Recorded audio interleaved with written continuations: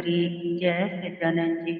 जय श्री दंडोत वंदना मेरी अनक बार, सर्व कला समर्थ डोलन तेरा तो प्रभु, नानक दे कर हाथ।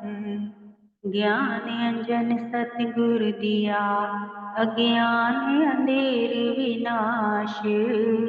हर कृपा ते संत भेटियो, होया मन प्रकाश।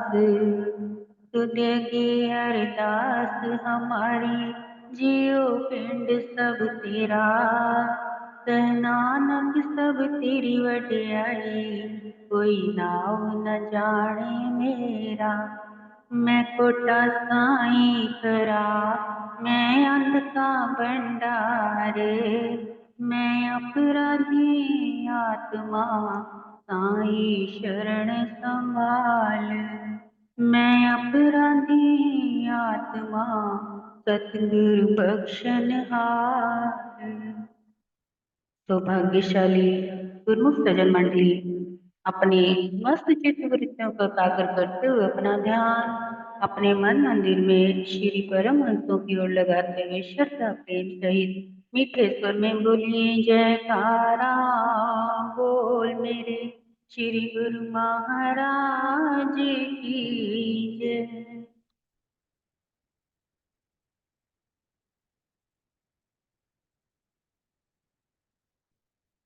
गुरुमुखो, कर्म ही हमारे जीवन है और कर्मों के आधार पर ही ये जीवन का सार है। क्योंकि हम इस संसार में आए हैं तो कर्मों की वजह से ही तो आए थे। हम अगर आए हैं तो हमने आखिर कोई तो कर्म ऐसे करे हैं ना, जिस कारण हम इस संसार में आए हैं, इस धरती पर आए हैं। और यही प्रभु परमात्मा सतगुरु दाता दीनदयाल जी फरमाते हैं कि धैर्य रखना ही जीवन का आनंद है। कर्म हमारा अगर जीवन है तो धैर्य हमारा जो है वो जीवन का आनंद है। अगर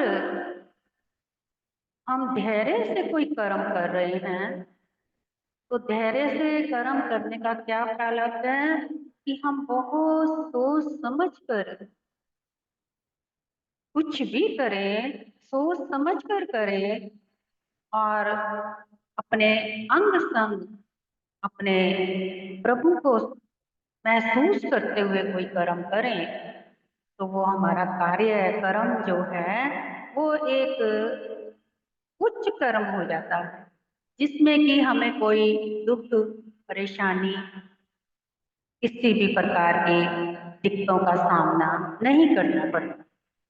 अब दिक्कत कहाँ खड़ी होती है, परेशानी कहाँ खड़ी होती है कि हम अपने जीवन को बहुत तेज गति से सींचते हैं। महापुरुष फरमाते हैं कि जितना धैर्य से उस जीवन को सींचेंगे उतना ही जीवन आपका आनंदमय होगा। और जितना इसको तेज की गति से सींचेंगे उतना ही जीवन उथल पुथल हो जाएगा। तो इससे क्या है, इसका कारण है कि हमारे जो जीवन के अगले पिछले जो भी कर्म है वो एकत्र हुए होते हैं। अगर हम धैर्य नहीं रखते और जल्दबाजी करते हैं तो पिछले हमारे कर्म वो भी जागने आरंभ हो जाते हैं। उदाहरण के तौर पे जैसे एक घोड़ा गधा, उसके ऊपर बहुत सारी पुस्तकें लादी हुई हैं और वो धीरे धीरे आराम से अगर चल रहा है तो वो पुस्तकें गिरेंगी नहीं, एक ही जगह टिकी रहेंगी, संभली रहेंगी। तो अगर पशु अपनी रफ्तार तेज बढ़ा दे तो क्या होगा?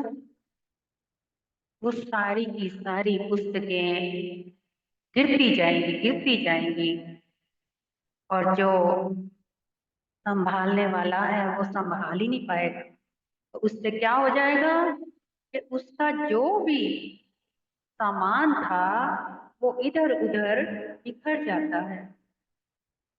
तो इसका मतलब क्या है कि जो हमारे कर्म है ना वो बिखर जाते हैं जब हमारी सुर्त अंतर ध्यान ना हो करके माया के चक्रों में पड़ करके अपने आप को हम बाहर की दुनिया में व्यस्त रखते हैं। क्योंकि हमारा जो कर्म है ना वो बहुत बलवान है। अगर हम परमात्मा के द्वारा इस संसार में अगर आए हैं, उसकी बड़ी कृपा है हम पर। उसने हमें जो इस धरती पर महापुरुष यानी पूर्ण संत सदगुरु से मिलवा करके नाम की दीक्षा दिलाई। अब वो नाम किस लिए दिलाया गया था? जिसके कि हमारे अगले पिछले जितने भी किसी भी प्रकार के कोई कर्म है वो नाम से समाप्त हो सकते हैं।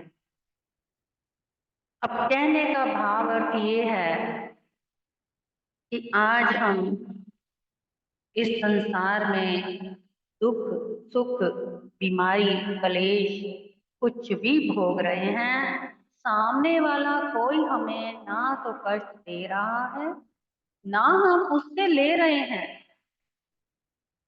क्योंकि इतनी किसी की भी औकात नहीं कि कोई हमें दुख दे सके और ना इतनी हमारे अंदर समर्था है कि हम किसी से दुख ले सके। ना देने वाला ना कोई लेने वाला, तो फिर ये कष्ट दुख परेशानियां कहाँ से आई?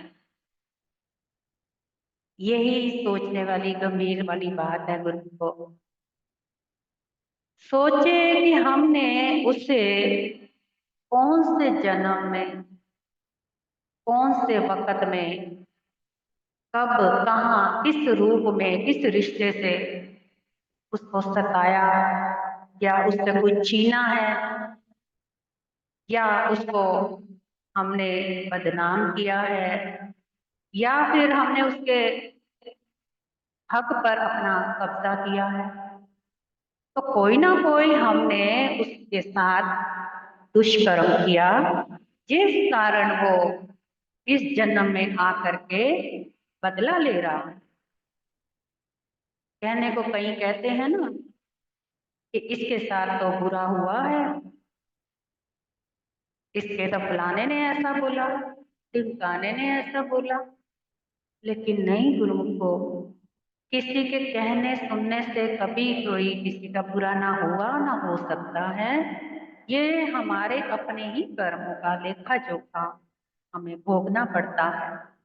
अब कोई एक गुरुमुख जैसे मानो कि अपने संसार में रहता है, संसार में रह करके हर कार्य में अपने प्रभु का ध्यान करता है, अपने प्रभु के नाम से चलता है। जो कुछ भी सारे दिन के कर्म होते हैं वो अपने प्रभु को समर्पित कर देता है। तो क्या ऐसे गुरुमुख के कर्म कभी खराब हो सकते हैं? जिसने मानो कि एक घर का बेटा है, उसने सारा दिन की जितनी जो भी कमाई करी वो सारी की सारी कमाई अपने पिता की झोली में आकर के डाल दी कि लो पिताजी, अब आप इस कमाई में से मेरे को जो देना चाहे दे सकते हैं, नहीं तो अपने पास ही रखें जमा खाते। तो ऐसी जो नेक कमाई की होगी उसमें भला कोई कर्म उल्टा सीधा हो सकता है जो पिता की निगरानी में किया हो? तो जो अपने पिता की निगरानी से बाहर होता है वो ही उल्टे कर्मों में पड़ जाता है। अगर शुरुआत में ही हमने अपने साथ अपने इष्ट देव मालिक को अंग संग सहाई जान करके कोई कर्म किया हो, तो वो कर्म कभी दुष्ट नहीं हो सकता, उसका असर प्रभाव कभी दुष्ट नहीं होता। तो देखा जाए तो आज के युग में इंसान क्या कर रहा है, अपने आप को धोखा दे रहा है। सोचता है कि सामने वाले को धोखा दिया, या सामने वाले को लूटा, या सामने वाले को गलत कहा। नहीं, कोई किसी को गलत नहीं कहा, कोई किसी ने किसी को नहीं लूटा। जो लूटा उसने अपने आप को लूटा, जो गलत बोला उसने अपने आप को गलत बोला, बुरा किया तो उसने अपना किया, किसी का कुछ नहीं किया। तो जैसी करनी वैसी भरनी, ये धरती जो है कर्मों का बीज जैसा इस धरती में बोते हैं, वैसा अंकुरित होकर के हमारे सामने आ जाता है। और जब वो अंकुरित होता है, वो खाना पड़ता है, चाहे वो बबूल का बीज है, चाहे वो मीठा फल है। जिससे कि महापुरुष फरमाते हैं, कोई किसी का नहीं देता सजाएं, कोई किसी को नहीं देता सजाएं, सजाएं बनकर आती हैं अपनी ही खताएं, सजाएं बनकर आती हैं अपनी ही खताएं। गुरु नानक देव जी फरमाते हैं कि मत कोई जानो कि कोई हमें किसी प्रकार की सजा दे रहा है, ये हमारा ही बीज बोया हुआ अंकुरित हुआ वही दाना हमारी झोली में आ रहा है। तो इसमें हम किसी को कुछ नहीं कह सकते। एक बार की बात है, गुरु को किसी नगरी में एक संत आए हुए थे। उन्होंने फरमाया कि आप ये सोचें कि अगर जैसे मछली है, वो समुद्र में हर वक्त रहती है, और समुद्र में रहते हुए कहती क्या है, उसकी सोच क्या कहती है। अगर वो कहे कि मैं तो प्यासी हूं, तो भला ये इस बात को सुन करके कितना अचरज नहीं होगा कि समुद्र में रह करके वो भला कैसे प्यासी रह गई। इसका मतलब कि उसका जो अपना ध्यान है समुद्र में रहकर भी समुद्र में नहीं है, समुद्र से बाहर है। जिस जीव का अपने इष्ट देव मालिक पर अंतर्मुखी ध्यान नहीं जुड़ा, सिमरण नहीं करा, तो उसको काल जो है वो कभी भी किसी वक्त भी आकर के अपना ग्रास बना लेता है। तो इसलिए इंसान को, जीव को महापुरुष फरमाते हैं, ए जीव तू भले खुदा से ना डर, तू भले किसी से ना डर, केवल डर अपने कर्मों से डर। क्योंकि खुदा कुछ ना कहता है और ना कोई किसी सजाएं देता है। वहां तो केवल अपने वही खाते जो हैं वही लिखे हुए सामने आ जाते हैं, और वही खातों के द्वारा ही हिसाब किताब सारा का सारा चुकाना पड़ता है। जिस प्रकार से समय समय इतना कीमती है कि हम इस समय मनुष्य चोला लेकर आए और हम क्या समझ रहे हैं कि खाया पिया हंडाया और उसके बाद फिर से ये जन्म गवाया। तो हम क्या खाने पीने आए हैं, या इस जीवन को इसी प्रकार से हंडाने आए हैं। नहीं गुरु को, ये जीवन हमें खाने पीने हंडाने के लिए नहीं मिला। ये जीवन सिर्फ और सिर्फ अपनी 84 काटने के लिए, अपने कर्म बनाने के लिए, और अपने आप को मोक्ष के द्वार पर पहुंचाने के लिए मिला। तो मोक्ष कैसे पाना था? नाम की कमाई करके। जितना जितना नाम कमाएंगे, जैसे उदाहरण के तौर पे आपको बताते हैं, आप 5 नियमों का पालन भी करते हैं, सत्संग सुनते हैं, सेवा करते हैं, आरती पूजा करते हैं, सब कुछ करते हैं, लेकिन इसके अंदर एक नाम नहीं जोड़ा, यानी कि आप सिमरण नहीं करते, अंतर्मुखी नहीं होते, अंतर ध्यान नहीं करते, तो आपके जो बाहर के जितने 5 नियमों की पालना है ये भी व्यर्थ है, ये सार्थक नहीं हो सकती कभी। जैसे उदाहरण के तौर पे एक शादी है, शादी में सारे बाराती भी आए हैं और दुल्हन भी है, लेकिन वहां पर एक दूल्हा नहीं, तो क्या वो शादी शादी है? क्या उसको शादी कहेंगे? बिना दूल्हे के शादी, क्या शादी हो सकती किसी की? नहीं हो सकती ना। इसी प्रकार से आपके जो नियम है ये सारे तरह के आप पूरे कर रहे हैं, लेकिन उसके अंदर अगर सिमरन नहीं है तो ये नियम किसी लेखे में नहीं जाएंगे। हाँ, आपके कर्म जरूर नेक बन जाएंगे, कर्म आपके अच्छे बन जाएंगे, मन निर्मल भी हो जाएगा सेवा सत्संग द्वारा। और आपको ये भी बता दें कि बाराती कौन है, शादी में बाराती कौन है? सेवा, नितनेम। और दुल्हन कौन है? सत्संग। सत्संग जो हमें ज्ञान का प्रकाश करा के हमारे अंदर के ज्ञान के चक्षुओं को खोलता है। जब ज्ञान के चक्षु अंदर से खुलते हैं तब हमें अंदर से एहसास होता है, अपने श्वासों के अंदर शहनाई महसूस होती है बजती हुई। वो किसकी? दुल्हन को जैसे अपने दूल्हे की आवाज या उसकी धड़कन महसूस होती है, उसकी दिल की धड़कन बढ़ जाती है। इस प्रकार से सत्संग द्वारा जब ज्ञान के चक्षु खुलते हैं अंदर से, तो अंदर सिमरन की धुनी सुनाई देनी पड़ जाती है। जैसे जैसे सत्संग सुनते रहेंगे, अमल करते रहेंगे, और धीरे धीरे उसका अंदर असर प्रभाव होना आरंभ हो जाएगा। शुरू शुरू में तो आप सिमरन करते हैं, चाहे नित्यनेम सब कुछ करते हैं, उस वक्त आपका ध्यान नहीं लगता, उस वक्त आपका मन कभी कहाँ इधर उधर उडारी भरता रहता है। और दूसरा, आपके अंदर के विचार जो आगे पीछे कभी याद भी ना आते हो, लेकिन सिमरन के वक्त याद आ जाते हैं।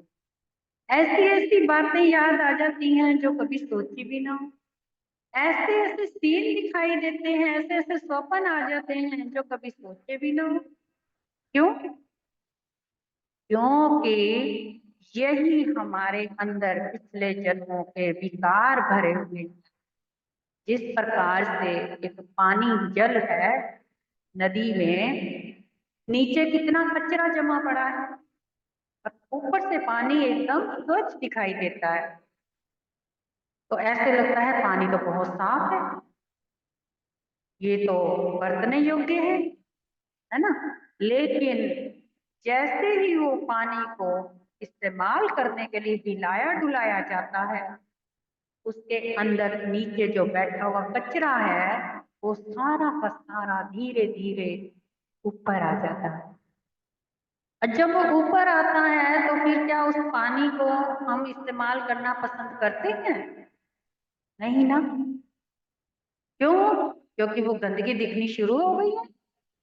तो ऐसे ही जैसे जैसे हम नाम सिमरन करते हैं, सत्संग सुनते हैं, नियम से जुड़ते हैं, धीरे धीरे हमारे अंदर के विषय विकारों की जन्मों जन्मांतरों की जो मैल है वो धीरे धीरे उबलते उबलते बाहर आनी शुरू हो जाती है, और वो धीरे धीरे फिर निकलनी भी शुरू हो जाती है। ये मत सोचे गुरुमुख को कि वो अगर मैल है तो वो अंदर की अंदर रहेगी, नहीं। सत्संग का साबुन रोज लगे, ज्ञान का साबुन, तो ऑटोमेटिक ही आपके अंदर के विषय विकारों की मैल निकलती जाएगी। एक ना एक दिन अंदर से जब आपका मन निर्मल हो जाएगा, आत्मा उज्जवल हो जाएगी, तब जा करके आपको अंदर से वह प्रकाश दिखाई देगा। जिस प्रकाश में आप स्वयं को देखेंगे, तो फिर जब स्वयं को देखेंगे तब आपको परमात्मा का रूप अपना ही दिखाई दे देगा, जिससे फिर अंदर से आत्मा क्या बोल उठेगी। आपको याद है कि जब आत्मा अपना दर्शन करती है तो क्या बोलती है? असम ब्रह्मास्मि, यानी कि मैं ही ब्रह्म हूं, मैं ही परमात्मा हूं। इसी प्रकार से अगर आपको अपने परमात्मा के दर्शन दीदार करने हैं, अपनी आत्मा को जागृत करें। आत्मा ही परमात्मा का रूप है, बाहर के रूप सब बेकार व्यर्थ हैं। इसमें समय ना गवाते हुए अपने समय का आप कद्र करें, अपने अंदर की ज्योति को जागृत करें और महापुरुषों की प्रसन्नता हासिल करें। समय बहुत जल्दी बीत गया है, अगला सत्संग फिर अगली बार होगा। बोलो जयकारा, बोल मेरे श्री गुरु महाराज की।